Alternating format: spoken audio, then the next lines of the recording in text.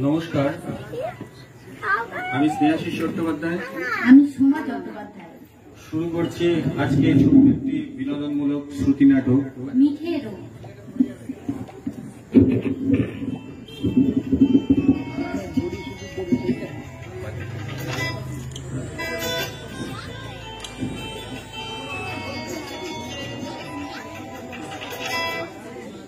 কি গো, আর অফিস টফিস যাবো না? কটা বেজেছে জানো? কেন? ঘুম থেকে উঠে পর্যন্ত এই রান্না করে কি যে এত কাজ! সকাল থেকে সারাদিন শুধু রান্না আর রান্না। তা করবোটা কি দারুণ শীতকাল, এমন নিচে রোদ, তা দুপুরটা পড়ে পড়ে না ঘুমিয়ে একটু বড়ি টড়ি তো দিতে পারো। হুকুম করতে ওস্তাদ একেবারে। না না, হুকুম টুকুম নয়, এটি আমার একটা ছোট্ট অভিলাষ মাত্র। আসলে মাও গেছেন আর খাবারেরও 12টা বেজেছে। রাখো রাখো, মা যে কি তোমায় পঞ্চব্যঞ্জন দিয়ে খাওয়াতেন তা আমার জানা আছে। মরা মানুষটাকে নিয়ে আর টানাটানি করো না। হ্যাঁ হ্যাঁ, মায়ের কথা বললেই তো তোমার গায়ে জ্বালা ধরবে। সে তো ধরবে। সেই লাস্ট 5 বছর আগে নারকেল দিয়ে ছোলা টোলা দিয়ে বেশ একটা মোচা হয়েছিল, আর এই 3 বছর পর থেকে লাগাতার চলছে ভাত ডাল আলু ভাতে মাছের ঝোল, আর মাছের ঝোল ডাল আলু ভাতে আর ভাত। জীবনে করে গেল। আমার হ্যাঁ, আমার যা হবে তোমারও তো তাই হবে। শুধু হবে না, ডবল ডোজে হবে। বেশ কৌশল শিখেছো না? তা তোমার ঘেন্না ধরার কারণটা কি শুনি? দেখো, কেঁচো খুঁড়তে যেও না বলছি, সাপ বেরোবে। খাচ্ছ খেয়ে যাও। বলি মোচা নারকল থোড় এসব না নিয়ে এলে কি আমি জন্ম দেবো? হ্যাঁ, ভাব ভাব, কিন্তু রেগে গিয়ে ভাতের মধ্যে একটা এমন টেবিল টেনিসের মতো বল ছুড়লো যে বলটা পিছিয়ে পড়ে দুহাত দিয়ে লেগ ব্রেক খেয়ে গেল। মাছ ভাজা হয়নি কেন? বসো, ভেজে দিচ্ছি। শুনো শুনো, এদিকে শুনো, একটা কথা বলি। কি? গব্বে মোচা ধারণ করতে গেলে কলা গাছের বীজ চাই তা আমি জানি, কিন্তু এই মোচা থোর বাজারের ছোলা থেকে যখন বেরোবে মুক্ত তোলা হাঁড়ির মতো হয়ে যাবে। এত তোমার ড্রেসিং নয়, ঘাড়ে পাউডার, ভ্রুতে পেন্সিল, কপালে কুমকুম। মোচা কাটার একটা আর্ট আছে, বুঝলে? সেটা জানতেন আমার মা। হ্যাঁ, তোমার মা তো সব জানতেন। কোবরেজের মেয়ে ছিলেন কিনা, শেকড় বাকড় পাতা মাতা কচু ঘেঁচু এই সব জানতেন। পুকুরে আমার এলাপাতির মেয়ে মাছ মাংস লিভার পিলে। কার মেয়ে সে তো ভালো করেই জানো। এমন ঠেস দিয়ে বলার কি আছে শুনি? ডাক্তার হলে কি আর তোমার মতো মোচা ঠাকুর গলায় মালা দিত? টাকার জোরে ব্যারিস্টার জুটতো। বাহ বাহ, তোমাকে রাগিয়ে না ভারী আনন্দ হয়। এই সাত সকালে তোমার সুন্দর কণ্ঠটি সকলকে কেমন শুনিয়ে দিলাম বলো তো? ন্যাকামো করতে হবে না। অফিস যাচ্ছ, যাও, যা থাকে পড়াতে। আজ সারা দুপুর বসে বড়ি দেবো। কি এমন হাতে ঘোড়া ব্যাপার বাপু? ডাল বেটে নুন দিয়ে ফেটিয়ে একটা সাদা কাগজের উপরে টুকুস টুকুস করে পেরে যাওয়া, এই তো সমস্যাটা। একটু নাক নিয়ে, নাক উঁচু না হলে বড়ি দেখে নাক মানুষের মন ভরে না। থ্যাবড়া নাকি মেয়ে যেমন বিয়ের বাজারে অচল, চ্যাপটা নাকি বড়িও তেমনি সমাজদারের সমালোচনার বসে। কিন্তু শঙ্করের মা যে বলছিল একদিনের ব্যাপারে নয় মা, রাতের বেলা ডাল ভিজিয়ে রাখতে হবে, সকালে বাটতে হবে তবে। তা কাল তো রবিবার, আজ রাত্রে ডাল ভিজিয়ে দেব, কাল সকালে দেখা যাবে এখন কি হবে।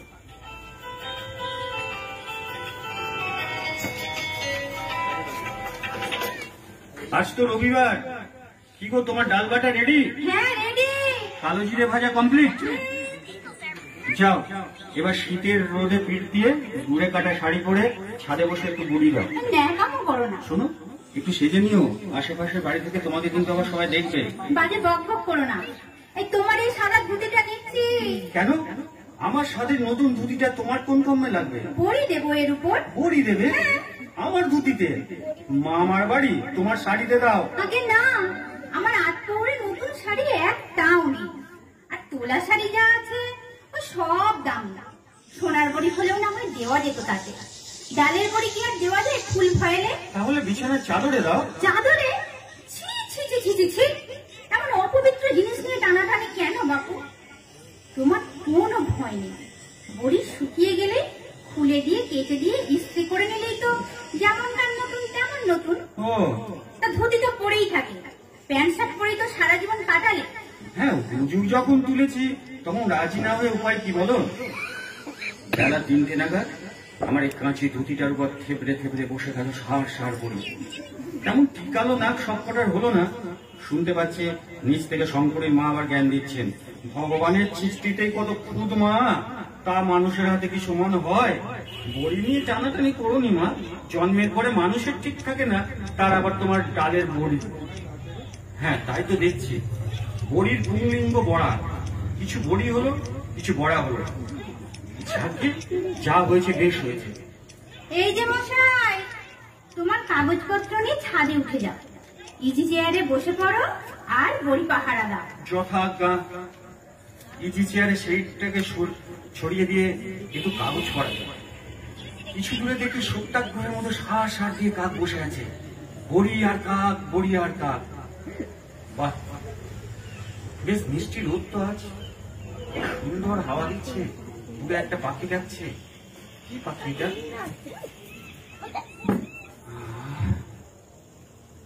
ঘুম পাচ্ছে রে বাবা।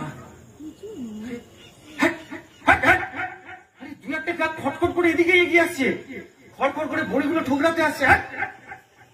ভালো জ্বালাগুলো তো, সারা সপ্তাহ খেটে বলো আর রবিবারে বড়ি পাহারা দাও।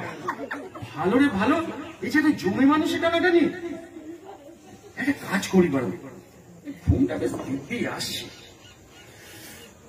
চোখটা বুঝেই বরং পাহারা দিই। আমার চেহারার ব্যক্তিত্বে কাকটার এগোতে সাহস পাবে না।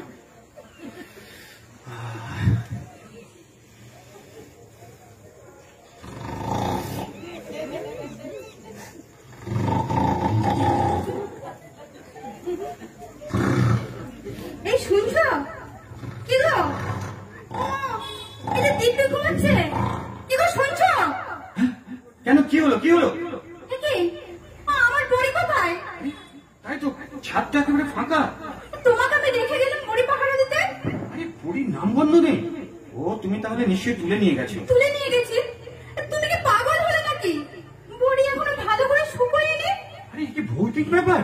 মা আমার কি হবে? আচ্ছা, রসিকতা করে কেউ এখানে এসেছিল নাকি? তোমার কি মাথা খারাপ হয়েছে নাকি? হ্যাঁ, তোমাকে পাহারায় রেখে গেলাম তাহলে কিসের জন্য? কিন্তু কাকের তো এত বড় ক্ষমতা হবে না, ওই 10 হাত ধুতি ঠোঁটে করে নিয়ে পালাবে। পারে পারে, আজকালকার কাক সব পারে। হ্যাঁ পারে, ওদেরও তো ইউনিয়ন আছে না। একসঙ্গে 100 কাক ঠোঁটে করে উড়িয়ে নিয়ে যেতে পারে। তোমাকে কেন রেখে গেলাম শুনি? আরে দাঁড়াও দাঁড়াও, দেখো দেখো দেখো, আম গাছে ওটা কি ঝুলছে বলো তো? তাই তো। উমা, ওই তো আমার বড়ি। উমা,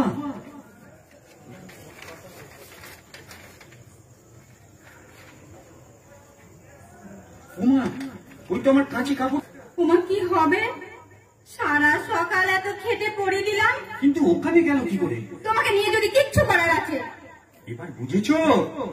ভালো করে দেখেছো কি হয়েছে? পাতার আড়ালে তিনি বসে আছেন, ল্যাজ দুলিয়ে। কাক নয়, কাক নয়, দেখতে পাচ্ছ? হ্যাঁ উমা, ওটা যে একটা বীর হনুমান। এ হে, আমার কাপড়টা কি হবে? সর্বনাশ হয়ে গেল। মুখ পোড়া হনুমান টেনে টেনে একদম ফটটা ফাঁহি করে দিল। কার জন্য বড়ি দিলাম আর কার ভোগে গেল গো? আর আমার কাপড়টার কি হবে? ছাড়ো তোমার কাপড়, আমার বড়ির কি হবে? তোর তোমার বড়ি, আমার কাপড়টা শেষ হয়ে গেল। একটা কাজ করো, শোনো, এক ছড়া কলা আছে? কলা? কলা কোথায় পাবো? এক ছড়া কাঁচা কলা, পাকা কলা কিছুই বাড়িতে নেই? হ্যাঁ, কলার গাছ বসিয়ে রেখেছি বাড়িতে। দাঁড়াও দাঁড়াও, আগে কাপড়টা উদ্ধার করি। হনুমানের বুদ্ধিটা তো মানুষের মতো, দেখি তো গ্যাস খায় কিনা। হ্যাঁ, হনুমানে গ্যাস খাবে? আমার সঙ্গে একটু বলো তো। হে বাবা রামের বাহন, বলো বলো বলো। হে বাবা রামের বাহন, হে পবন সুত, হে ভগবান হে হনুমান। নাথ বাবা। ঠিক আমার শ্বশুরের মতো একদিন। কি বললে? তুমি আমার বাপ তুললে? তখন তো বলেছিলাম কাপড়টা দিও না দিও না, বলো তো।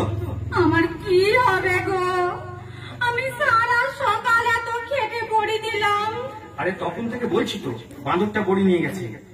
আহ, কি করা যায় বলো তো? তুমি আমার বাপ তুললে কেন? হ্যাঁ, ভালো হবে না বলছি। যা খুশি তাই বলে যাচ্ছ। তোমার বাবার কথা তো বলিনি, তোমার বাবার মতো একদিনে বলেছি। নিজে কি শুনি? হ্যাঁ, একগুঁয়ে বড়ি খাবো বড়ি খাবো, খাও এবার বড়ি। শ্বশুরের মতো একগুঁয়ে জামাই, এবার গাছে উঠে বড়ি খাও। একটু বড়ি আগলাতে বলেছিলাম শুধু। দোষটা আসলে তোমার। আমার দোষ? আমার না তোমার? তোমার দোষ। কখনো নয়, দোষ তোমার। বেশ বাবা, ঘাট হয়েছে, আমার দোষ। আমি বড়ি খেতে চেয়েছি। কি বোকার মতো ঝগড়া হচ্ছে। সারা সপ্তাহ খেটে মরো আর সপ্তাহের শেষে ঝগড়া করে মরো। মাটি করে দিলে। সকাল থেকে শুধু ঘ্যার ঘ্যার ঘ্যার ঘ্যার করে শুধু কথা আর কথা। ওদিকে ছেঁড়া ধুতিটা আম গাছের ডালে ঝুলে রইল ধর্ম ঠাকুরের নিশান হয়ে। আর সব কেন? চলো নিচে চলো, তাহলে আবার কাল থেকে ওই রেঁধো। ভাত ডাল আলু ভাতে মাছের ছাল, আর মাছের ছাল আলু ভাতে ভাত ও ডাল। হ্যাঁ, তাই হবে। ধন্যবাদ।